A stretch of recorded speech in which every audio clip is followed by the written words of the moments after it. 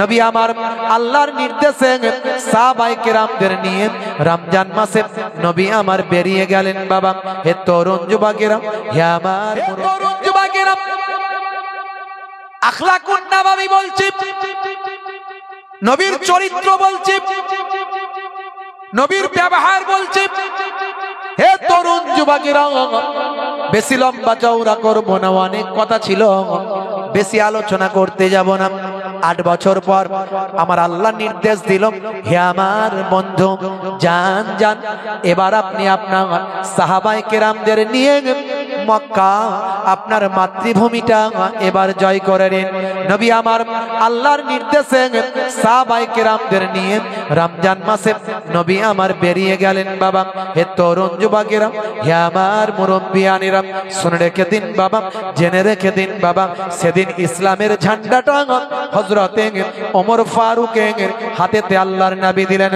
হে ওমর, যাও, চলো চলো চলো, আল্লাহর হুকুমে কাবা ঘর আমার আল্লাহ জয় করাবেন, আমার আল্লাহ তাআলা মক্কা জয় করাবেন। চলো বাবা, যে আসবে প্রতিরোধ করার জন্য তার সঙ্গে মোকাবেলা হবে, যদি কেউ প্রতিরোধ করার জন্য না আসে, কোনো লড়াই নাই, বিনা যুদ্ধে মক্কা জয় হবে। পথে দেখা গিয়েছিল একটা মাত্র বায়ামা খণ্ড খণ্ড কয়েকটার মধ্যে একটা বিশেষ করে যুদ্ধ হয়েছিল ইকরামার নেতৃত্বে।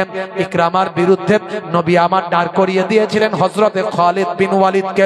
খালিদ বিন ওয়ালিদ পৃথিবীর ইতিহাসে একজন সেরা সেনাপতি ছিলেন, যিনি জীবনে 50টা যুদ্ধ করেছিলেন, কিন্তু একটা যুদ্ধেও কখনো পরাজিত হন না, যাকে আল্লাহর নবী সাইফুল্লাহ উপাধি দিয়েছিলেন, আল্লাহর তরবারি। আজকে মুসলমানেরা হচ্ছে কি বলবো, নিরুপায় হয়ে গেছে, এখন কি বলবো আপনার বিড়াল হয়ে গেছে। অ্যাকচুয়ালি মুসলমানেরা বাঘ, সিংহ, টাইগার। একজন ইমানদার 10 জনের মাঝখানে থাকলে 10 জন ভয়ে থরথর করে কাঁপবে, কারণ ইমানদারের আকীদা, তার ন্যায়পরায়ণতা, তার সততা, তার ভদ্রতা, তার নম্রতা দেখে 10 জন থরথর করে কাঁপবে। এই লোকটা থাকলে আমি তো ঘুষ নিতে পারবো না, এই লোকটা থাকলে আমি তো সুদ খেতে পারবো না, এই লোকটা থাকলে আমি তো অপরাধ করতে পারবো না, এই লোকটা থাকলে আমি তো ইফটিজিং করতে পারবো না, এই লোকটা থাকলে আমি তো অশ্লীলতা করতে পারবো না, এই লোকটা থাকলে আমি তো ওজনে ঠকাতে পারবো না, এই লোকটা থাকলে আমি তো অন্যায় করতে পারবো না। একজন ইমানদার থাকলে 10 জন বেঈমান থরথর করে কাঁপে। কিন্তু আজকে আমরাও সেই বেঈমানের খাতায় পড়ে গেছি। মুসলমান এখন সুদখোর, ঘুষখোর, জেনাখোর, ইফটিজিংকারী, ব্যভিচারী, মাতাল, পাত্তাখোর, গাঁজাখোর, তারিখোর। রাগ করবেন না বাপ, তরুণ যুবকেরা, আমার নবিয়ানার তরিকা কোথায় আছে আমরা ভুলে গেছি। একটা বড় অংশের মুসলমান আল্লাহর নবী সাহাবায়ে কেরামদের নিয়ে 10,000 সাহাবায়ে কেরামদের নিয়ে নবী আমার বেরিয়ে পড়লেন। আল্লাহ তোমার কাছে বলিবারে বার, করুণা আমার উপর করো গো আবার। আল্লাহ তোমার কাছে বলিবারে বার, করুণা আমার উপর করো গো আবার। অষ্টম হিজরি দিনটা এলে, রমজান মাসে সকলে মিলে। অষ্টম হিজরি দিনটা এলে, রমজান মাসে সকলে মিলে। রাসূল আমার রওয়ানা দিলেন মক্কার পথে সাহাবা নিয়ে। 10,000 সাহাবী সঙ্গে তার, 10,000 সাহাবী সঙ্গে তার। মক্কার জালিম কাঁপে থর থর। জোরে হবে না, জোরে হবে না। আল্লাহর নবী পথে অনেক ঘটনা, সেসব ঘটনা আমি বলবো না। আবু সুফিয়ানের মতো জালেম সেও এসে নবীর হাতে হাত দিয়ে কালেমা পড়তে বাধ্য হয়েছে, বুঝতে পারছেন? আল্লাহর নবী ধমকে বললেন, আবু সুফিয়ান, তোমার কি এখনো বোঝার চেনার সময় হয়নি? আবু সুফিয়ান দেখলো আর কোনো উপায় নাই, বুঝতে পেরে গেছি, আহারে আপনি না নবী হলে কে হবেন? হযরত আবু সুফিয়ান আল্লাহর নবীর হাতে হাত দিয়ে ঈমান কবুল করে নিলেন। হে তরুণ যুবকেরা, আল্লাহর নবী মক্কা শরীফ ঢোকার আগে কাবা চত্বরে যাওয়ার আগে কিছুটা আগে হযরতে ওমর ফারুককে বললেন ইসলামের ঝান্ডাটা লাগিয়ে দাও। হে তরুণ যুবকেরা, হে আমার বন্ধুরা, শুনে রেখে দিন বাবা, জেনে রেখে দিন বাবা, আজও দেখবেন সেই জায়গায় একটা ছোট্ট মসজিদ আছে। মসজিদটার নাম হলো মসজিদুল ফাতাহ। আমি সেখানে গিয়ে 2 রাকাত নামাজ পড়েছি বাবা। যেখানে মসজিদের জিন আছে, যে মসজিদে গিয়ে আল্লাহর নবী জেনেদেরকে তালিম দিতেন। সাহেব ভাই আমার, দোস্ত আমার, ভাই আমার, এটা হলো জান্নাতুল মুআল্লা। এই জান্নাতুল মুআল্লার ঠিক পাশেই মসজিদের জিন আছে বাবা, যেখানে আল্লাহর নবী জিনেদেরকে তালিম দিতেন। হে তরুণ যুবকেরা, হে আমার বন্ধুরা, শুনে রেখে দিন বাবা, এই মসজিদে জিন থেকে সামান্য আগে কাবা শরীফের দিকে মাত্র ভাই আমার 100 মিটার কিছু কম বেশি এগিয়ে একটা মসজিদ, ওই মসজিদটার নাম হলো মসজিদুল ফাতাহ। ভালো করে ঘটনাটা শুনে রেখে দিন, কারণ এই জায়গাতে হযরতে ওমর ফারুক ইসলামের কালেমাওয়ালা ঝান্ডাটা গেড়ে দিয়েছিলেন। পরবর্তীকালে সেই জায়গায় মসজিদ হয়েছে মসজিদুল ফাতাহ। আল্লাহর নবী ঘোষণা করে দিলেন, হে মক্কার মানুষেরা, পালিয়ে যেও না বাবা, পালানোর কোনো দরকার নাই। যে আজকে তরোয়াল নামিয়ে দেবে তার কোনো জানের নিরাপত্তা থাকবে, কোনো অসুবিধা নাই। আজকে যে কাবা শরীফে আশ্রয় নেবে সে আজকে নিরাপদ। আবু সুফিয়ানের, তোমাদের মক্কার নেতা আবু সুফিয়ান, সে এখন কালেমা পড়ে আমার শিষ্য হয়েছে। সে আবু সুফিয়ানের বাড়িতে যে আশ্রয় নেবে, আবু সুফিয়ানের ছত্র ছায়ায় যে থাকবে সে আজকে নিরাপদ। যে আজকে নিজের ঘরেতে দরজা বন্ধ করে অবস্থান নেবে সেও নিরাপদ।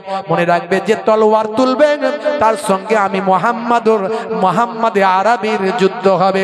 হে তরুণ যুবকেরা, আল্লাহর নবীর বিরুদ্ধে ইকরামা তলোয়ার তুলেছিল।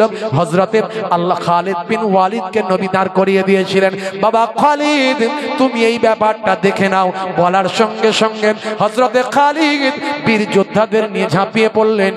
হযরতে খালিদের ভাই আমার ঝড়েতে ইকরামার দলবল ঝড়ের মতো ধুলোকুটির মতো উড়ে গেল। হে তরুণ যুবকেরা, এক প্রকার বিনা যুদ্ধে নবী আমার মক্কা জয় করলেন। কাবা শরীফের সামনে দাঁড়িয়ে গেলেন, গিয়ে বললেন, বাবারা, পালানোর কোনো দরকার নাই। কোথায় পালাবে বলো, কোথায় পালাবে বলো? আজকে আমি নবী মুহাম্মদুর রাসূলুল্লাহ, যাকে তোমরা মেরেছিলেন, কত কষ্ট দিয়েছিলেন, তোমার জাদুকর বলেছিলেন, তোমরা পাগল বলেছিলেন, কত আমাকে কষ্ট দিয়েছিলে, কত আমার সাহাবাদের শহীদ করেছিলে, কত আমার ভক্ত শিষ্যদের তোমরা কষ্ট দিয়েছিলে। আজকে আমি তোমাদের কাছে এসেছি, আমার মাতৃভূমি জয় করেছি। পালিয়ে কোথায় যাচ্ছ? পালানোর দরকার না। মনে রাখবে বাবা, আমি কিন্তু বদলা নেওয়ার জন্য আসিনি। আমার আল্লাহ পৃথিবীর জমিনে বদলা নেওয়ার জন্য আজ পাঠায়নি। আমাকে আল্লাহ পাঠিয়েছেন রাহমাতুল লিল আলামিন করে, দয়ার নবী, মায়ার নবী করে। আজকে আমার সামনে থেকে পালানোর কোনো দরকার না। পালিয়ে কোথায় যাবে? মাছ জাল ছিঁড়ে পালায়, পুকুর ছিঁড়ে পালাতে পারবে নাকি? পুকুরের মধ্যেই তো থাকতে হবে। যাবে কোথা তোমরা? দাঁড়িয়ে গেল, থরথর করে কাঁপছে। নবী বলেন, কি ব্যবহার পেতে চাও? তোমরা তো অনেক অত্যাচার করেছো, অনেক কষ্ট দিয়েছো, আজকে কি পেতে চাও? আমার কাছ থেকে কি পেতে চাও? আমাকে তো রাতের অন্ধকারে পালাতে হয়েছিল, আর আজকে তোমরা আমার কাছ থেকে কি ব্যবহার পেতে চাও? মক্কার মানুষেরা বুঝতে পারলো, বাঁচতে চাইলে নবীর কথা শুনতে হবে। আজকে তোমার কাছ থেকে আমরা কি আর ব্যবহার পাবো বলো? তুমি তো আমাদেরই ভাই, তুমি তো আমাদের ভাই, তোমার কাছ থেকে আমরা ভালো ব্যবহার পেতে চাই। নবী বললেন, যাও, ইউসুফ নবীকে তার ভাইয়েরা কুয়ায় ফেলেছিল, কুয়ায় ফেলে দিয়েছিল, মেরে ফেলতে চেয়েছিল। ইউসুফ নবীকে আমার আল্লাহ রহমত করলেন, কুয়া থেকে তুলে নিয়ে গিয়ে মিশরের বাদশা বানিয়ে দিলেন। তার ভাইদেরকে আল্লাহ খরায় ফেললেন। খরা হলো, দুর্ভিক্ষ হলো। সেই দুর্ভিক্ষে তারা ভাইরা চলে গেল বাদশার কাছে।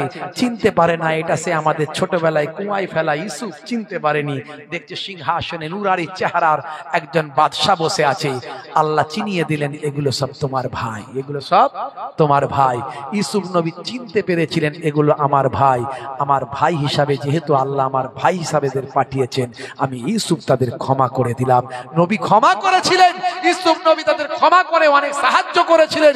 ইয়াকুব নবীকে মিশরে এসে থাকার ব্যবস্থা করে দিয়েছিলেন। ইয়াকুব নবী ইউসুফ নবীকে দেখে চোখ ফিরে পেয়েছিলেন। সে অনেক ঘটনা। তা আমার নবী বললেন, হে মক্কার মানুষেরা, আমার ভাই ইউসুফ তার ভাইদের ক্ষমা করেছে। আজকে তোমরা আমাকে কষ্ট দিয়েছো, আমি ইউসুফ নবীর মতো আমিও আমার ভাইদের তোমাদের ক্ষমা করে দিলাম। জোরে হবে না? আরে জোরে হবে না? মন ছুঁয়ে যায়, প্রাণ ছুঁয়ে যায়, হৃদয় ছুঁয়ে যায়। জোরে হবে না? মক্কার মানুষগুলো বলছে, আমি একটু ভাঙাচোরা কবি তো, এই মাঝে মাঝে আমার ভালো লাগে একটু লিখি টিকি একটু বলি আর কি, একটু ছোটখাটো ভাঙাচোরা একটু শায়ের বলতে পারেন। আর আমার নবী শায়েরদের খুব ভালোবেসেছেন। এই কিছু বক্তা দেখবেন কবি শায়েরদের বিরোধিতা করে। যারা অইসলামিক গান গায় তাদের ব্যাপারটা আলাদা, তারা তো ইসলাম বিরুদ্ধে কাজ করছে। কিন্তু যারা ইসলামের পক্ষে নবীর হাদিস অনুযায়ী যারা নাত শরীফ গায়, গজল গায়, তাদের প্রশংসা করা উচিত। তারা অনেক কষ্ট করে কবিতা লেখে এবং মানুষের কাছে পেশ করে। হ্যাঁ, অনেক সময় শের হলো হিকমা। নবী বলেছেন, ইন্না মিনা শেরে হিকমাতুন। এই জাতীয় একটা হাদিস আছে, পুরোপুরি বলতে পারলাম কিনা জানি না, এরকম একটা একটু হয়তো মারুফ মাজহুলের তফাৎ হয়ে যেতে পারে। তো এরকম শের হলো হিকমা। ওয়ান উবাই বিন কাব থেকে সম্ভবত হাদিসটা বর্ণিত আছে। আমার নবীর একজন শায়ের ছিলেন, অনেক শায়ের ছিলেন, তার মধ্যে নবীর একজন যাকে বিখ্যাত শায়ের বলা হতো, শায়েরুর রাসূল যাকে বলা হতো, তার নামটা হলো হযরতে হাসান বিন সাবিত রাদিয়াল্লাহু তাআলা আনহু। আল্লাহর নবীর একজন যোগ্য সাহাবী। আল্লাহর নবী মসজিদে নববীতে হযরতে হাসান বিন সাবিত রাদিয়াল্লাহু তাআলা আনহুর জন্য একটা মেম্বার তৈরি করেছিলেন, যেই মেম্বারে দাঁড়িয়ে দাঁড়িয়ে নবীর শানে কবিতা রচনা করে শেরগুলো, কবিতাগুলো, নাতগুলো তিনি পেশ করতেন। জোরে বলুন সুবহানাল্লাহ। আর যে বক্তাগুলো দেখবেন এই নাত গজল গাইতে গাইতে পারে না, ওদের রাগ শুধু যারা গায় তাদের বিরুদ্ধে। যে যেটা পারিনি আল্লাহ দেয়নি, খালি গলাবাজি গলাবাজি গলাবাজি। আরে শুধু গলা শুনলে হবে নাকি? বলাটা কি বলছি শোনো। তোমার গলা নাই, ফ্যাঁস ফ্যাঁসে গলা বলে তুমি বলছো যার গলা আছে তার বিরুদ্ধে। আরে আল্লাহর কাছে চাও, আল্লাহ তোমাকেও দেবে। কি বলবো বলুন দেখিনি, এখন যা চলছে। এই জন্য বলি যে সে বক্তাকে দাওয়াত করবেন না। আমার ভাই পরিষ্কার কথা, যদি মনে করেন হ্যাঁ মোহেবুল্লাহ হুসাইনি ঠিক কথা বলছে, শুনবেন কথাগুলো। সেই রেপুটেশন নিয়ে চলি না ভাই, সেই ধরনের চিন্তা ভাবনা নিয়ে চলি না। লেকচারার্স অ্যাসোসিয়েশন অফ বেঙ্গল এই জন্য আমাদের তৈরি করতে হয়েছে। আলেম ওলামাদের ঐক্য করা খুব কঠিন ব্যাপার। বাংলার খ্যাতনামা আলেম মাওলানা হিজবুল্লাহ আকুন্দি সাহেব নাম শুনেছেন, ডক্টর আব্দুল্লাহ মারুফ সাহেব চরাবিদ্যা নাম শুনেছেন, মাওলানা সাদ্দাম হোসেন সাহেব নাম শুনেছেন। এই রকম যারা খ্যাতনামা নাম আছে মার্কেটে, এই রকম কিছু কম বেশি 100 জন বক্তা আমাদের সঙ্গে আছে, কিছু কম বেশি। এদের দাওয়াত করবেন, এরা এর বিরুদ্ধে ওর বিরুদ্ধে তার বিরুদ্ধে এসব কথা বলে নাম ধরে ধরে সমালোচনা গীবত শিকায়েত করে এসব করবে না। এরা শান্তি কি করে বজায় থাকবে চেষ্টা করবে। ভাইরা আমার, তরুণ যুবকেরা আমার, মুরব্বিয়ানেরা আমার, মক্কার মানুষগুলো কি বলেছিল আমার একটা কবিতার মধ্যে দিয়ে আমি তুলে ধরার চেষ্টা করেছি। মন ছুঁয়ে যায়, প্রাণ ছুঁয়ে যায়, হৃদয় ছুঁয়ে যায়। মন ছুঁয়ে যায়, প্রাণ ছুঁয়ে যায়, হৃদয় ছুঁয়ে যায়। দিন রাত সব এক হয়ে যায়, তবুও কালিমা পেতে চাই। মন ছুঁয়ে যায়, প্রাণ ছুঁয়ে যায়, হৃদয় ছুঁয়ে যায়। দেখে তোমার ব্যবহার দেখে কলিজা ঠান্ডা হয়। মন ছুঁয়ে যায়, প্রাণ ছুঁয়ে যায়, হৃদয় ছুঁয়ে যায়। জোরে হবে না? জোরে হবে না? মন ছুঁয়ে যায়, প্রাণ ছুঁয়ে যায়, হৃদয় ছুঁয়ে যায়। দিন রাত যদি এক হয়ে যায়, তবুও কালিমা পেতে চাই। দিন রাত যদি এক হয়ে যায়, তবুও কালিমা পেতে চাই। হে তরুণ যুবকেরা, হে আমার বন্ধুরা, শুনে রেখে দিন বাবা, জেনে রেখে দেন। আল্লাহর নবী কাবা ঘরের চাবিটা চাইলেন, কার কাছে আছে বাবা? হে মক্কার নেতা, কার কাছে আছে? মক্কার নেতা তখন কে ছিল জানেন? তার নাম হলো উসমান বিন তালহা। বাবা উসমান, উসমান পেছনে কেন, সামনে দিকে আসো, কাবা ঘরের চাবিটা দাও বাবা। কাবা ঘরের চাবিটা নবী নিলেন, দরজা খানা খুলে ফেললেন।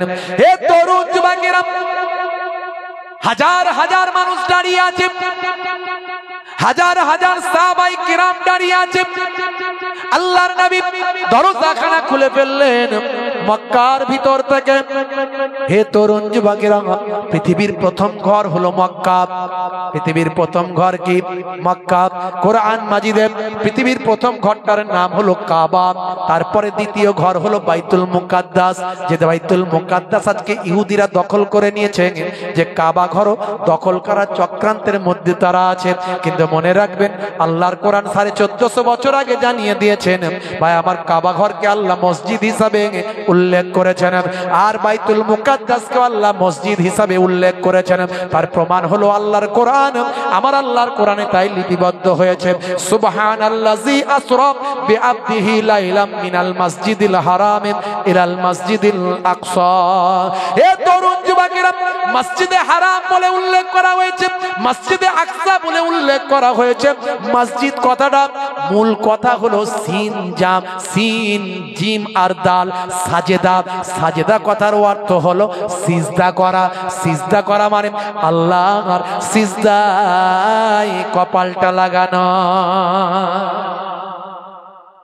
তাহলে পৃথিবীর প্রথম মসজিদ কাবা। তাহলে আমাদের নবী আসার আগে কাবা ছিল তো না? ছিল না? আমার নবী দুনিয়াতে আসার আগে কাবা ছিল না? ছিল না? ছিল। তাহলে কাবা মসজিদ হিসাবে ছিল, সেটা আল্লাহর কোরআনে লিপিবদ্ধ। তাহলে আমার নবীর আসার আগেও অন্যান্য নবীদের জামানায় সিজদা ছিল। কথা ঠিক না ভুল? সিজদা না থাকলে মসজিদ থাকতো না, সিজদা না থাকলে মসজিদ থাকতো না। সিজদা ছিল অর্থাৎ নামাজ ছিল। অন্যান্য হাদিস থেকেও প্রমাণ পাওয়া যায় মুসা কালিমুল্লাহর জামানাতে 2 ওয়াক্তের নামাজ ছিল। অন্যান্য নবীদের আমলেও নামাজ ছিল। শুধু নামাজ নয়, রোজাও ছিল। এই জন্য আমার আল্লাহ কোরআন মাজিদে বলে দিয়েছেন, ইয়া আইয়ুহাল্লাযীনা আমানু কুতিবা আলাইকুমুস সিয়াম কামা কুতিবা আলাল্লাযীনা মিন ক্বাবলিকুম লাআল্লাকুম তাত্তাকুন। হে বিশ্বাসী বান্দারা, তোমাদের উপর রমজানের রোজা ফরজ করা হয়েছে যেমন তোমাদের পূর্ববর্তীদের উপরেও ফরজ করা হয়েছিল। অর্থাৎ তোমরা আসার আগে অন্য নবীদের জামানায়, এটা কোরআন এসেছে উম্মতে মুহাম্মাদীদের জন্য। তোমাদের পূর্ববর্তী মানে কি? অন্য নবীদের জামানায় তার উম্মত, সেই উম্মতদের জন্য রোজা ফরজ ছিল।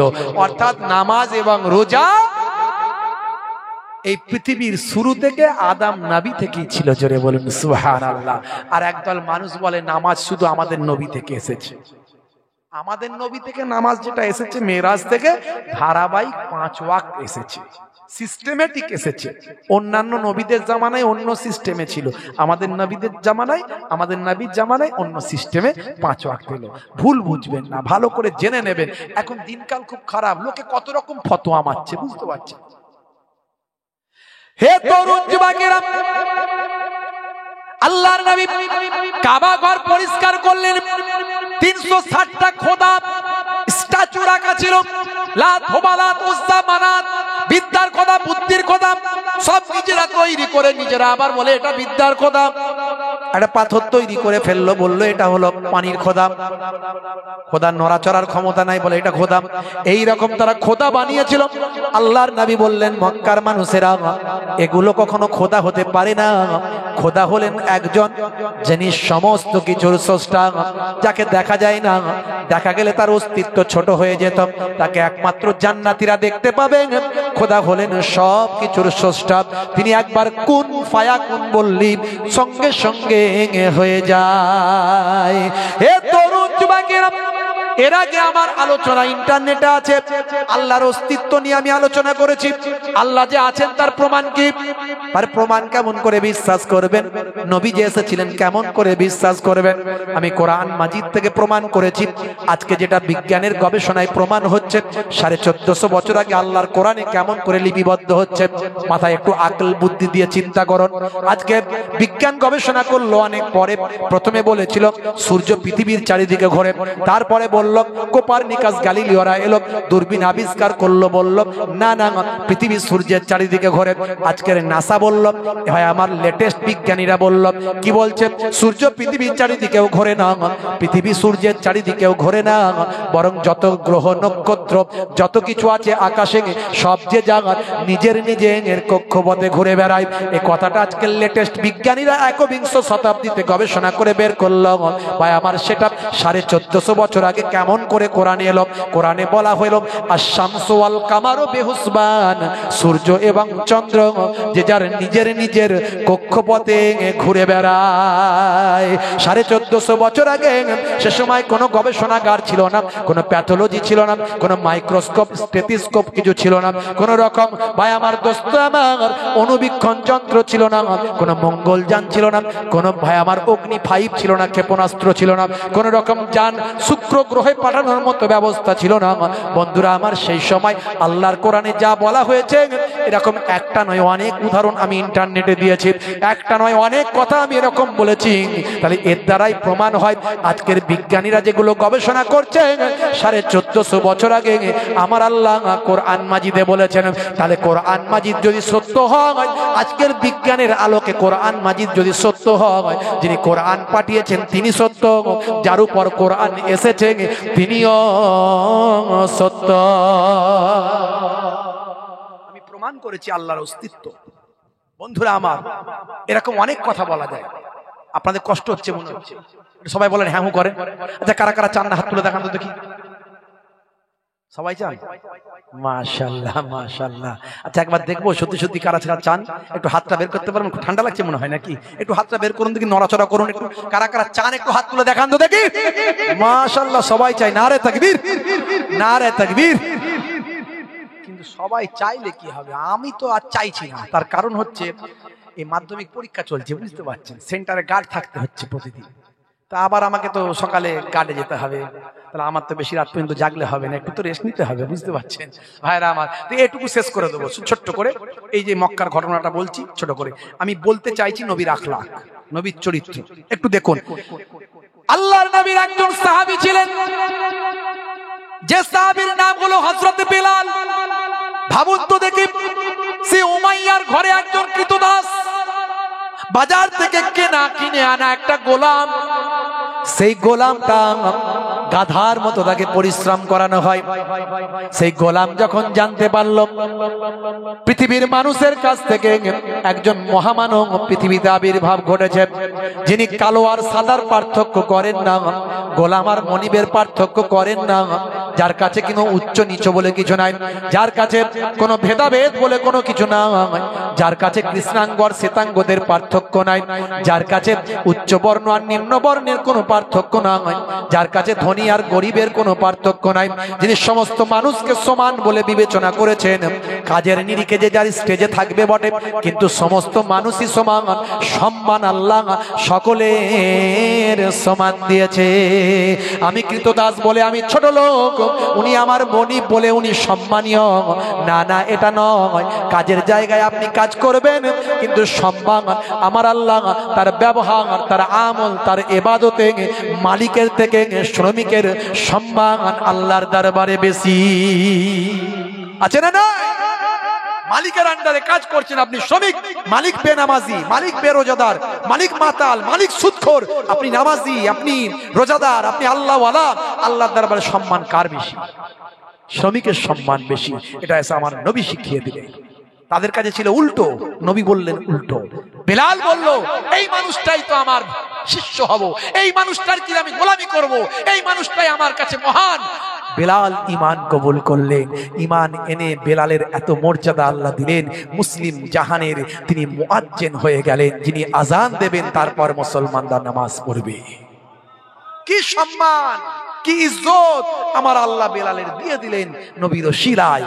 আল্লাহর নবী বললেন, বেলাল, ও বেলাল, কাবা ঘর মুক্ত হয়েছে, মক্কা জয় হয়েছে, মাতৃভূমি ফিরে পেয়েছি, একটু খুশিতে আল্লাহর নামের একটু আওয়াজ দাও, একটু আল্লাহর নামের আজানটা দিয়ে দাও। হুজুর কোথায় আজান দেব, কোথায় আজান দেব? বেলাল, কাবা ঘরের ওপরে উঠে যাও। বেলাল তো বীর যোদ্ধা, সাহসী, সাউথ আফ্রিকান, তখনকার যুগের হাবসি মানুষ, বিশাল চেহারা, বিশাল শক্তি বেলালের। হযরতে বেলাল তখন তো কাবা ঘরের দেওয়ালটা এরকম ছিল না, ইটগুলো ধরে ধরে ধরে খাও খাও খাও উপরে উঠে বলে একদম তাড়াতাড়ি নবী বলেছেন উঠে গেলাম। উঠে গিয়ে বেলাল দাঁড়িয়ে আছে, আল্লাহ নাই বলে আজান দাও বেলাল। বেলাল হুজুর চুপ করে আছে, হুজুর চুপ করে আছে। আল্লাহ নাই, বেলাল কি হলো, আজানটা দাও, আজানটা দাও। হযরতে বেলাল মিটি মিটি আওয়াজ নিয়ে বলছে, হুজুর বেয়াদবি নেবেন না।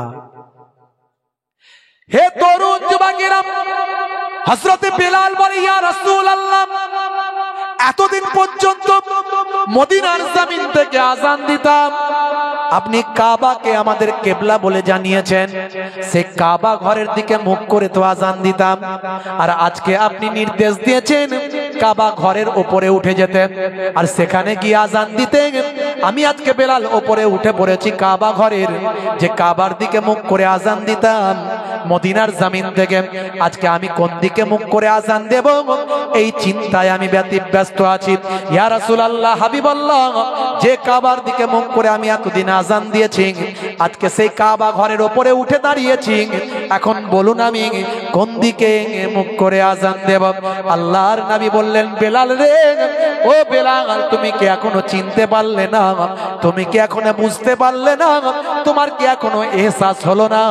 আমার আল্লাহ, আমার মাবুদ, আমি রাসূলকে কাবা বানিয়েছেন।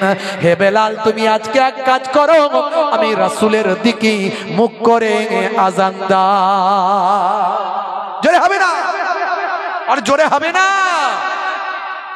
বেলালের প্রতি আওয়াজ দিলেন নবীজি যখন, প্রিয় বেলাল উঠলো কাবার ছাদে তখন।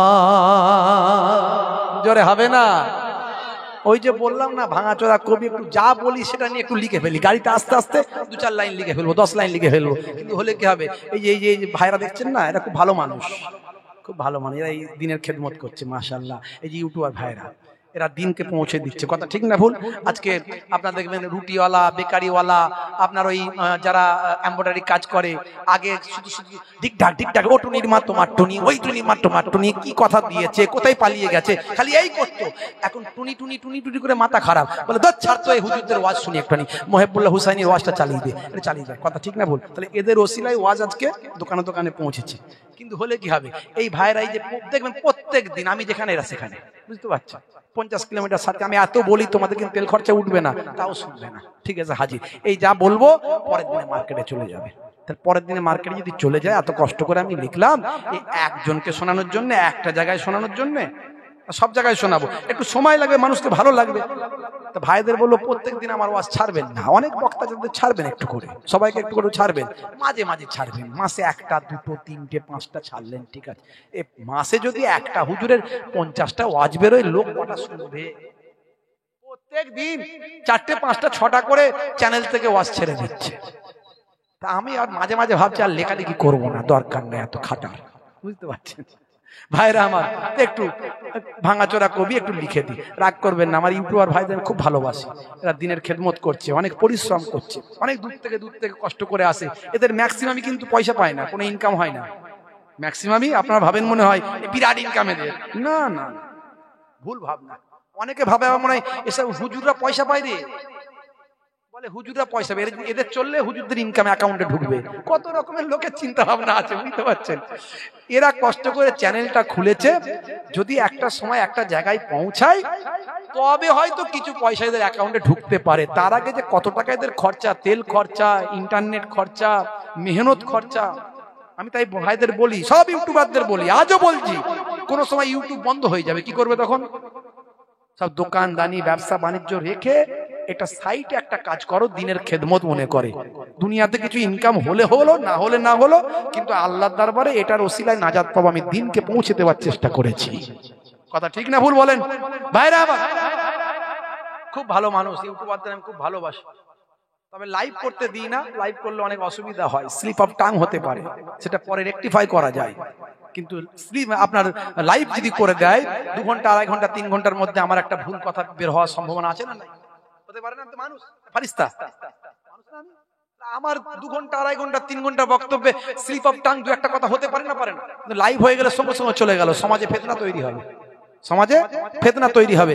ইউটিউবার ভাইরা কিন্তু অনেক ফিতনা তৈরি করে। আবার কিছু কিছু আছে, হুজুরদের একটা কথাকে কেটে নিল, নিয়ে সেকেন্ডটা দিয়ে জুড়ে এর ঘুষি ওর মুখে, এর ঘুষি ওর মুখে। সকালবেলা সে দেখে আমাকে মেরেছে ঘুষি, আমাকে এত বড় ঘুষি মেরেছিস তুই, আমাকে ঘুষি মেরেছিস, তোকে লাথি মার। তারপরের দিনে জলসায় গিয়ে তার নাম ধরে গোষ্ঠী তুষ্টি করে ছেড়ে দিল, একদম গোষ্ঠীর তুষ্টি করে ছেড়ে দিল। তুই আমাকে ঘুষি মেরেছিস, তোর মুখে লাথি মারবো দাঁড়া।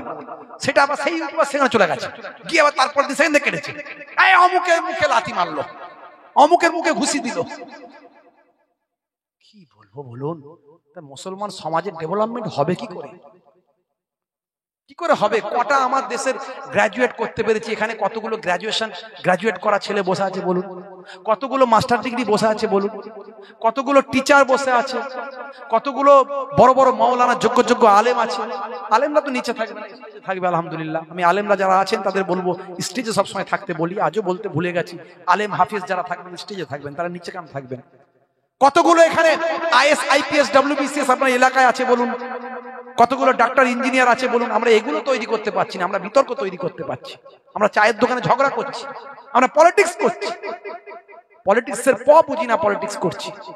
বুঝতে পারছেন ভাইরা আমার? এক এক জায়গার পলিটিক্স এক এক রকমের হবে। ইসলামী বিধান বলছে সব জায়গার পলিটিক্স একরকম নয়। আপনি নবিয়ানা পলিটিক্স যদি এখানে লাগাতে আসেন না, ধুলোর মতো উড়ে যাবেন, ধুলোর মতো উড়ে যাবেন। নবিয়ানা পলিটিক্স এখানে চলবে না। সে পরিবেশ পরিস্থিতি তৈরি হলে তবে নবিয়ানা পলিটিক্স চলবে। সব জায়গার ফতোয়া এক জায়গায় লাগাবেন না, এই জন্য মুফতি হতে হয়। এই যে দেখছেন না, মুফতিরা ফতোয়া দেওয়ার জায়গায় ওই যে যারা আগে কি বলে, আগে রাজমিস্ত্রির কাজ করতো, আগে আপনার কি বলে ওই এর কাজ করতো, ওই যে বলবো কি আর, ওই যে আপনার মোবাইল রিপেয়ারিং এর কাজ করতো, এই ফতোয়া দিতে গিয়ে এমন করেছে, মানুষ এখন বুঝতে পারছে কাদের ফতোয়া শুনছি। হাই রে হাই, হাই রে হাই, রাগ করবেন না বাপ, এমন অবস্থা করেছে এরা। মুসলমান এরা কি রকম কথাবার্তা বলে, যা মন যায় তাই বলে, যা মন। নাম রেখেছেন আব্দুর রশিদ, আছে না? নাম আছে না আব্দুর রশিদ? এই নাম রাখা হারাম, চলবে না। এই যে ফতোয়া, গোলাম মাহবুদ নাম আছে না? আছে, নাম রাখা হারাম, চলবে না। হলো জাহাঙ্গীর নাম আছে, চলবে না। শাহজাহান নাম আছে, চলবে না। ইয়াসিন চলবে না, কিছু চলবে না। আবার অন্য জায়গায় বলেছে আকিকা দিতে হবে সবাই, সবাই আবার আকিকা করতে হবে, করে আবার নাম চেঞ্জ করতে হবে। এইরকম আমার সামনে পেয়ে গেলাম, তাই এরকম অনেক বলেছে, ভাইরাল হয়ে গেছে। দেখবেন আমি একটা এরকম বক্তব্য দিয়েছিলাম, ভাইরাল হয়ে গেছে। কি বলবো, এদের ভিতরে বলতে ভালো লাগে না। ঘন ঘন ফতোয়া, এই ফতোয়া দিতে গেলে না মুফতি হতে হয়। আগে 17 বছর পড়ে, তারপর 2-3 বছর মুফতি পড়ে, মুফতিদের আন্ডারে থেকে শিখতে হয়, তবে অপারেশন করবে। ফতোয়া দেওয়া মানে অপারেশন করা। এই ডাক্তার, বাংলা পড়ে ডাক্তার হওয়া যাবে ভাই? একটু হ্যাঁ হু বলেন, আপনাদের বুদ্ধি শুদ্ধি একটু আছে আল্লাহর মতো, আল্লাহ আমাকেও একটু একটু দিচ্ছে, আপনাদেরকে একটু একটু দিয়েছে। বলুন তো বাংলা পড়ে ডাক্তার হয়ে যাবে? বাংলা পড়ে ডাক্তার হয়ে অপারেশন করলে রুগী বাঁচবে? এরা সব বাংলা পড়ে মুফতি, একটা আরবি লাইন ভালো করে পড়তে পারে না। এই যে আগে মোবাইল রিপেয়ারিং করতো, কথায় কথায় দলিল দেয়, বলে ব্যাগ নিয়ে এসো, বলে 3 ব্যাগ নাকি বই আছে, 3 ব্যাগ, 3 ব্যাগের বই যদি খোলেন একটা আরবি কিতাব পাবেন না, আরবি বুখারী পাবেন না, আরবি মুসলিম পাবেন না, আরবিতে তিরমিজি শরীফ পাবেন না, আবু দাউদ, নাসাই, ইবনে মাজা, মুয়াত্তা যাই বলেন না কেন, যাই কিতাব বলেন না কেন, হ্যাঁ তাফসীরে কাসসাব, বাইজাবি, ইবনে কাসির, তাবারি, জামাখশারি যাই বলেন, কোনো কিছু পাবেন সব বাংলায়, এর লেখা ওর লেখা তার লেখা, চটি বইগুলো বের করবে, এইখানে এই অমুক লিখেছে, বাংলায় পড়ছে। আরে মিয়া ওসব একটা বইকে আমি গুরুত্ব দিই না, সব যে যার আকীদায় যে যার নিজের মতো করে লিখেছে, ও সব ছাড়ো। যদি দলিল দিতে হয় কোরআন আর হাদিস থেকে দাও, বুখারী বের করো, অরিজিনাল বুখারী আমার ঘরে আছে। ন্যাড়া আরবি পড়ো, আগে ন্যাড়া আরবি পড়ো, বাহাস তো কার সঙ্গে, শুধু বলছে বাহাস করবো, মোনাজেরা করবো। মিয়া তুমি বাহাস করার যোগ্য হয়েছো নাকি? বাহাস তো করবে আলেমে আলেমে, যার ন্যাড়া আরবি পড়ার ক্ষমতা আছে, হরকতবিহীন জের জবর ছাড়া আরবি পড়ার ক্ষমতা আছে, অরিজিনাল বুখারী, মুসলিম, তিরমিজি, আবু দাউদ, নাসাই, ইবনে মাজা, এই সিয়াসিত্তা হাদিস, এগুলো সব জের জবর ছাড়া কিতাব। এগুলো পড়তে গেলে গ্রামাটিক্যাল জ্ঞান থাকতে হবে, মারুফ মজহুলের জ্ঞান থাকতে হবে, বুঝতে পারছেন ভাইরা আমার, দোস্ত আমার, সেগা বাহাস বাবের জ্ঞান থাকতে হবে, তাহকিক তারকিবের জ্ঞান থাকতে হবে, আফালে নাকিসা, হরফে জার, হরফে মুসাব্বা বিল ফেল, এই সমস্ত জ্ঞানগুলো থাকতে হবে, তবেই কিতাবটা পড়তে পারবে। কোনখানে জবর কোনখানে জের লাগবে অটোমেটিক নিজে পড়বে, কিন্তু জের জবর থাকবে না। একটা কিতাব পড়তে পারবে না, খালি বলে বাহাস, বুঝতে পারছেন? কিছু মুখস্থ বিদ্যা আছে, সেই দিয়ে চালিয়ে দিচ্ছে, খালি ফতোয়া, অপারেশন করছে, বাংলা পড়ে অপারেশন। বাংলায় ডাক্তার হয়ে যদি অপারেশন করে রোগী যেমন বাঁচবে না, এরা বাংলা পড়ে মুফতিগিরি করছে, ফতোয়া দিচ্ছে হারাম হালাল, ঈমান বাঁচবে না। বন্ধুরা আমার, তরুণ যুবকেরা আমার, কথায় কথা বেড়ে যাচ্ছে, বলে ফেলছি। মুসলমান, আমার নবী একবারে শেষ ফিনিশিং। নবী বললেন, নবী কি বললেন? নবী বললেন, বেলাল, ও বেলাল শোনো, তুমি কি জানো না আমাকে আল্লাহ কাবারও কাবা করেছেন?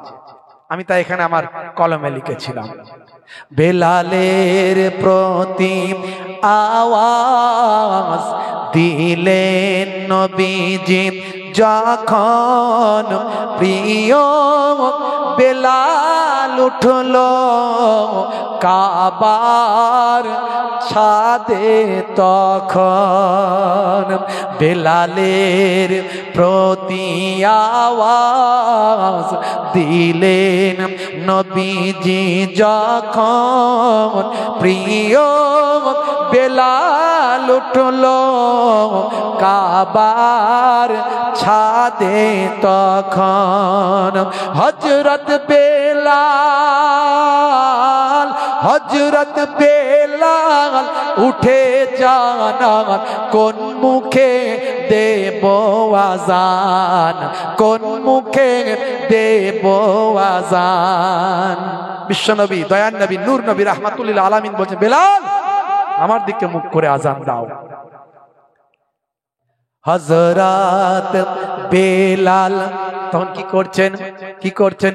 নবীজি বলেন, বেলাল আল্লাহ দিয়েছেন মোর সম্মান, করেছেন কাবার কাবা, দাও এদিকে ফিরে আযা। জোরে হবে না? জোরে হবে না? ভালো লাগে না? মনে তৃপ্তি হচ্ছে না? আমি তো আমার বললেই ভালো লাগে, আপনাদের কেমন লাগছে জানি না, আমার একটু এইসব কথা বললেই ভালো লাগে, বুঝতে পারছেন? মনটা একটু এরকম দিকে চলে যায় তো। আহারে, নবীজি বলেন, বেলাল আল্লাহ দিয়েছেন মোর সম্মান, করেছেন কাবার কাবা, দাও এদিকে ফিরে আযা। আর জোরে হবে না? নারে তাকবীর। আল্লাহ নবী আজান দিয়েছিলেন, নবী আমার কাবা ঘরে তালা মেরেছিলেন, দিয়ে চাবিটাকে নিয়ে হাজার হাজার সাহাবা আর হাজার হাজার মক্কার কুরাইশ, নবী বললেন কাবা ঘর মুক্ত হয়েছে, মক্কা জয় হয়েছে, ইসলামের বিজয় হয়েছে, ফাতে মক্কা হয়েছে। আজকে কাবা ঘর পরিষ্কার পবিত্র হয়েছে, কাবা ঘর সিজদার জায়গায় পরিণত হয়েছে, আবার আল্লাহ সিজদার জায়গা করে দিয়েছেন। আচ্ছা বলো, কাবা ঘরে তালা মেরেছি, চাবিটা কে রাখবে? চাবিটা কে নেবে? হ্যাঁ, আল্লাহর নবী আওয়াজ দিচ্ছেন, সাহাবীরা as like is a statue, নবীকে এতটা সম্মান করতেন, আদব করতেন, নবী থুতু ফেললে সাহাবারা সেই থুতু ধুলোই পড়ে যাবে, মাটিতে পড়বে, কেউ পা দেবে, নবীর থুতু আহা পায়ে লেগে যাবে, সাহাবারা হাত পেতে দিতেন, হাতে নিতেন, মাখতেন, মুখে মাখে মেখে নিতেন। কিন্তু আমাদের থুতু নয় যে গন্ধ দুর্গন্ধ হবে, নোংরা বজ্র, নবী পাকের থুতু সবই পাক, বুঝতে পারছেন? সেই থুতু নবী সাহাবীরা যখন মাখতো গায়ে, মুশকে আম্বারের খুশবু হয়ে যেত। রাসূলে পাক দোজাহানের বাদশা, নবীউল আম্বিয়া, সমস্ত নবীদের ইমাম, সমস্ত নবীরা যখন এসেছেন তাদের সাপোর্টিং করার জন্য আল্লাহ রাব্বুল আলামিন আরো কয়েকজন নবী করেছেন। কিন্তু আমার নবী আসার আগে, আমার নবী আসার কিছু কম বেশি 500 বছর আগে ঈসা নবী এসেছিলেন, তারপর থেকে কোনো নবী ছিল না। মানুষ